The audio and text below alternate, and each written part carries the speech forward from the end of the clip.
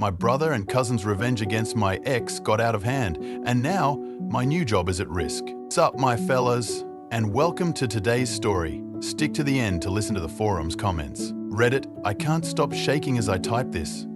My overprotective brother and cousins have turned my breakup into a public spectacle, targeting my ex with a vengeance that's now ricocheting onto me. I'm watching everything I've worked for slip through my fingers, and I don't know how to make it stop. I'm the family disappointment, the one nobody listens to, so I'm stuck in this mess, powerless to fix it. This is long, it's a raw, gut-wrenching story, so please bear with me. I'm Lauren, 26, a pastry chef in a mid-sized city. I've been clawing my way back from a rough few years, and I thought I'd finally caught a break with a new job at a high-end bakery. The gig came with a $5,000 signing bonus, a lifeline after scraping by on odd catering jobs, and a chance to prove myself in a kitchen I've dreamed of working in since culinary school. But my family's drama is threatening to take it all away. I'm the troublemaker, the one who dropped out of college after a semester, got caught shoplifting at 19, and spent a night in jail. Nothing I'm proud of. My family never let me forget it, always comparing me to my brother Nate, 28, the golden child who became a firefighter, and my cousins Kyle and Ben, both 27, who run a small construction business together. Dad's a retired electrician, stern and traditional, while Mum passed away 5 years ago, leaving a void that's made Nate, Kyle and Ben fiercely protective of me, sometimes to a fault. The trouble started with my ex, Dylan, 30, who I dated for 2 years until he cheated on me last summer. I met Dylan at a friend's birthday party. Him all charming smiles and slick hair, owning a barbershop that gave him a steady income. We moved in together after 6 months, and I thought he was my forever. But I found him in our bed with another woman, his hands on her like I didn't exist. I kicked him out, my heart shattered, and spent months crying myself to sleep, my apartment feeling like a haunted shell of what it used to be. Nate, Kyle, and Ben were furious when I told them, vowing to make him pay for hurting me. I begged them to let it go, saying I just wanted to move on, but they wouldn't listen. Their eyes burning with a protective rage I couldn't temper. Their revenge started small but grew over time. About 2 months ago, I noticed Dylan's barbershop started getting negative feedback online. A handful of one-star reviews on Yelp and Google, calling him unprofessional and rude, accusing him of overcharging.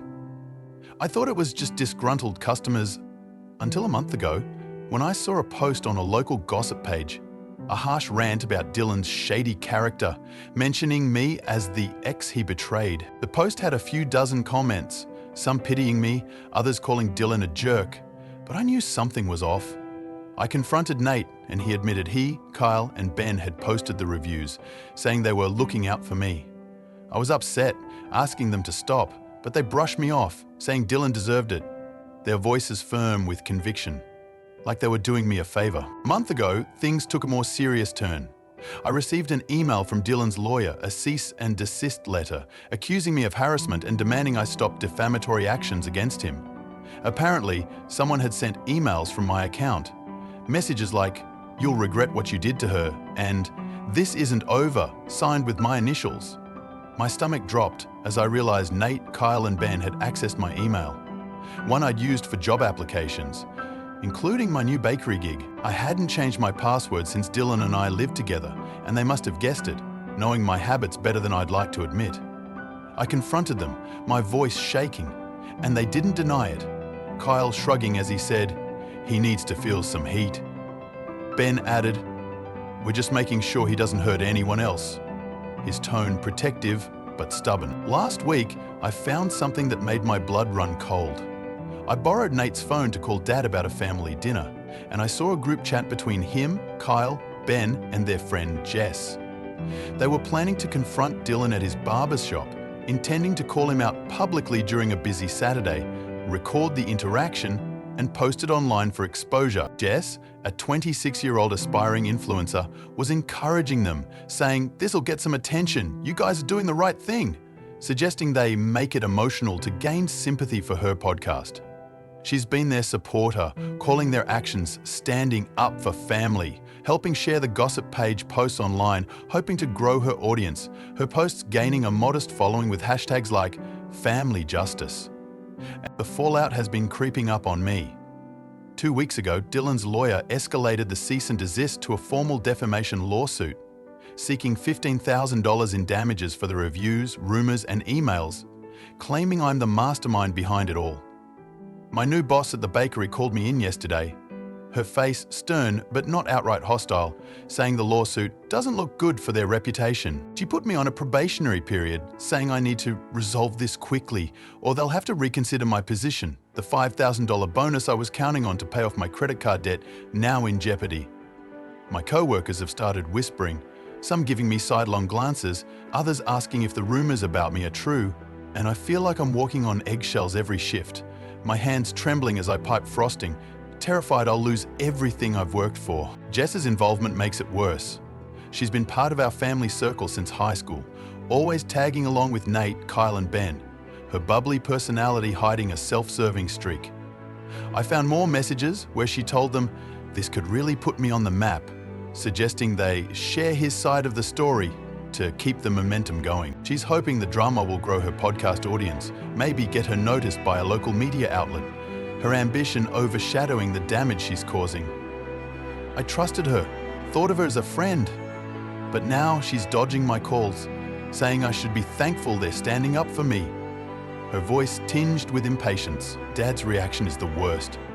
He's always been hard on me, calling me the troublemaker for my past mistakes, but he adores Nate, Kyle, and Ben, seeing them as the heroes of the family. He begged me to take the blame, saying, "I'm blowing this out of proportion." His voice gruff over the phone as he told me to handle it quietly, but I dug deeper and found a family secret that makes my stomach churn. Nate's grudge against Dylan isn't just about me.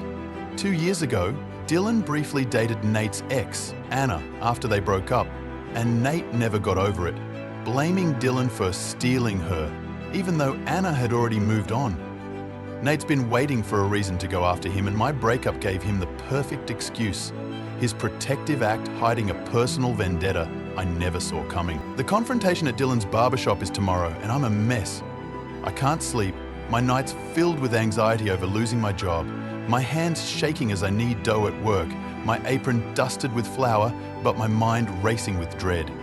I keep replaying the emails, the legal letters, the online comments calling me a bitter ex, and I feel like I'm drowning. I've moved on from Dylan, started dating a kind guy named Mark, 28, a barista at a local coffee shop, but he's pulling away, saying he's not sure about all this drama, his texts growing shorter each day. My co-workers are keeping their distance, and I overheard one say, "She's more trouble than she's worth," their words cutting deeper than I thought possible. I'm the black sheep, the one nobody believes, but I can't let this go. I've got screenshots of the group chat, the emails, and Nate's messages about Anna, enough to prove I didn't do this. Tomorrow's confrontation looms over me like a storm cloud, and I need to decide what to do before it hits. I could turn Nate, Kyle, and Ben in to the police with the evidence I have, clear my name, and let the law deal with them, but Dad will cut me off for good, and I'll lose the only family I have left. Their protective love warped into something I can't recognize anymore. I could show up at the barbershop, confront them and Jess during their stunt, and try to stop this before it gets worse, but that risks a public scene that could fuel Dylan's lawsuit and make my job situation even more precarious. I could try to settle the lawsuit, use my savings to pay Dylan off, but that means admitting guilt, and I might still lose my job, my bonus vanishing along with my dreams. Or I could cut contact with my family entirely, walk away and start fresh, but I'd be alone, with Mark already pulling back and no one left to turn to. Reddit, I'm staring at these screenshots, my hands trembling, and I need to figure out my next step before tomorrow's chaos unfolds. Have you ever faced family going too far to protect you? How do you balance your career against family when they're the ones putting it at risk? TLDR. My brother and cousin's revenge against my ex for cheating on me escalated into fake online reviews and emails from my account, and now they're planning a public confrontation at his barbershop. Their friend encouraged them for attention, and my ex sent a cease and desist that's now a defamation lawsuit, putting my new job and a $5,000 bonus at risk.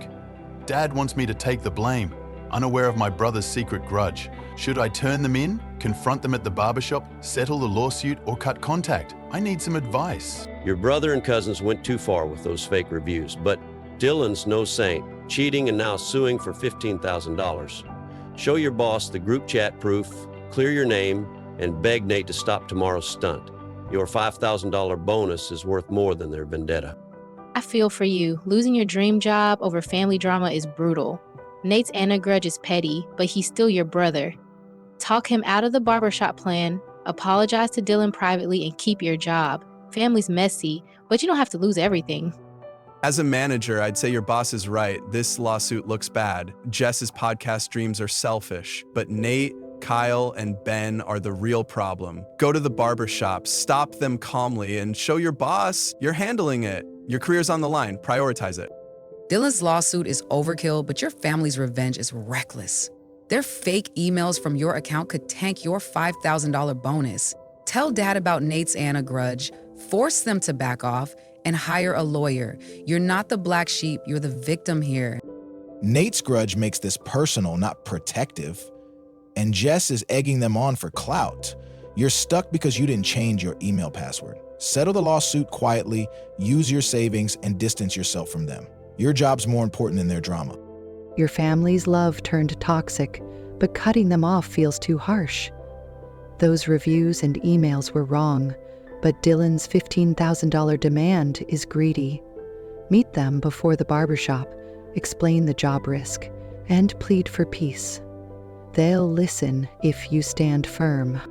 Jess is the snake here, pushing your brother for her podcast fame while you lose your job. The AITA grudge is Nate's real motive, not you. Share the screenshots with your boss, skip the confrontation, and block Jess. You deserve that $5,000 bonus.